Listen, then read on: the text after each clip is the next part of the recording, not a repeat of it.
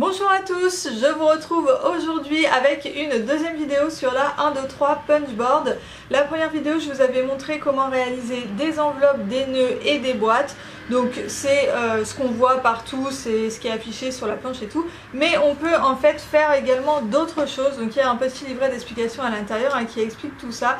Donc je vais pas tout vous montrer parce qu'il y a des choses qui sont vraiment très simples ou des choses où je vois pas trop l'intérêt. Donc par exemple, il vous indique comment faire la doublure d'une enveloppe. Donc en fait, il suffit juste de refaire une enveloppe plus petite, de découper chaque partie et de les recoller sur l'enveloppe. Bon, je trouve que ça n'a pas tellement d'intérêt, donc ça, je vous le montre pas en vidéo. Par contre, ce que je vais vous montrer, c'est la petite boîte comme ça qui se ferme avec un nœud sur le dessus et pas avec les petits poinçons, vous savez, les petites encoches là qui s'emboîtent l'une dans l'autre comme dans la première vidéo. Ensuite, on peut également faire une enveloppe à monnaie. Alors, bon, moi je ne connaissais pas ce type d'enveloppe à monnaie, mais là pareil, c'est exactement comme une enveloppe normale, il suffit juste de couper les bords pour qu'ils ne soient pas pointus mais droits, donc voilà, j'ai pas trop vu l'intérêt. Et également, on peut faire des onglets. Donc là, en fait, il propose de faire un petit dossier, un espèce de mini dossier pour ranger des choses avec des onglets. Donc ça, je vais vous le montrer en vidéo et voilà, c'est parti!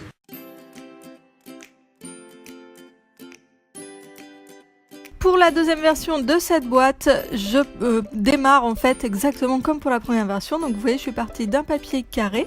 Je place le papier le long du repère selon la taille de la boîte que je veux faire, donc S, M, L ou XL. Ensuite, je poinçonne et je marque les 3 plis qui vont me permettre de plier ma boîte.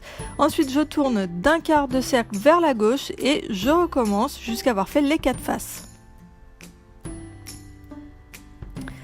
Ensuite, je retourne mon papier et je poinçonne là où mes plis se croisent, comme vous voyez, pour obtenir ceci.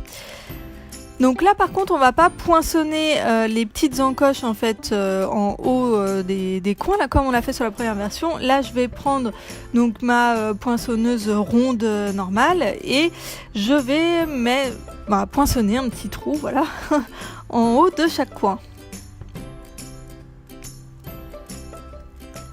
Ensuite, avant de plier, on va découper. Alors, on ne va pas enlever un morceau, mais je vous laisse regarder les images ça va être un peu difficile à expliquer. Vous voyez, on fait juste des entailles et vous allez voir ensuite comment on va plier la boîte.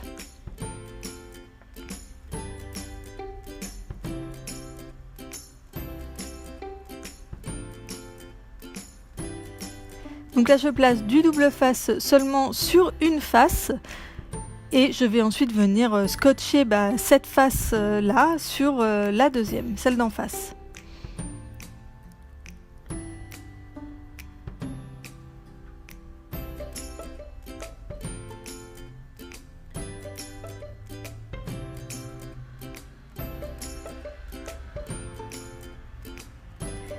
Et voilà, la boîte est déjà terminée. Maintenant, il ne reste plus qu'à nouer quelque chose. Alors moi j'ai pris un bout de ficelle parce que je n'avais pas de ruban, mais avec un ruban ce serait beaucoup plus joli.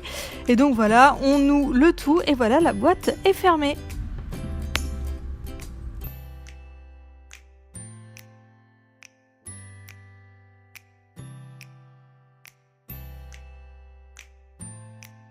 Pour le petit dossier à onglets, je suis partie d'une feuille carrée, donc je vais commencer par marquer à l'aide de mon plioir le milieu pour pouvoir plier plus facilement et ensuite je vais découper une bande de 1 cm sur un côté pour avoir un côté plus court que l'autre.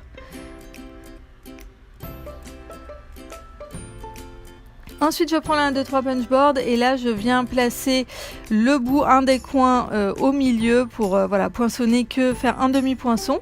Et ensuite, je viens placer à la longueur souhaitée de l'onglet et je poinçonne et voilà comment j'obtiens l'onglet. Ensuite, je retourne mon carré, je fais la même chose de l'autre côté.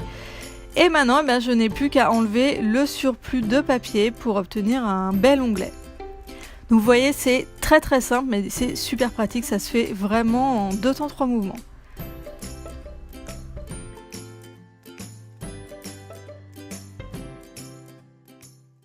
Et donc voilà pour la deuxième démo de la 1, 2, 3 Punchboard. Donc moi je pense que vous avez compris, j'aime beaucoup cette planche, hein, je m'en sers quand même assez souvent.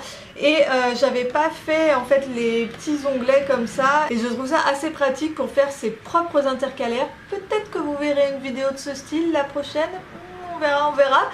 Et les petites boîtes aussi, alors moi j'avais pas de ruban donc j'ai fait avec juste un fil comme ça. Avec un ruban ce serait bien évidemment beaucoup plus joli. Dites-moi dans les commentaires si vous aussi vous avez la 1, 2, 3 Punchboard et l'utilisation que vous en faites. Si cette vidéo vous a été utile, n'hésitez pas à me laisser un petit pouce en l'air. Et n'hésitez pas également à aller faire un tour sur ma chaîne et à vous abonner si jamais les vidéos vous plaisent. Je vous invite également à me rejoindre sur les réseaux sociaux où vous découvrirez les coulisses de la chaîne ainsi que les coulisses un petit peu plus lifestyle. Et je vous invite également à me rejoindre sur mon blog où vous trouverez des articles qui ne concernent pas le DIY. Et voilà, c'est tout pour moi pour aujourd'hui et je vous retrouve très vite dans une prochaine vidéo. Bye bye!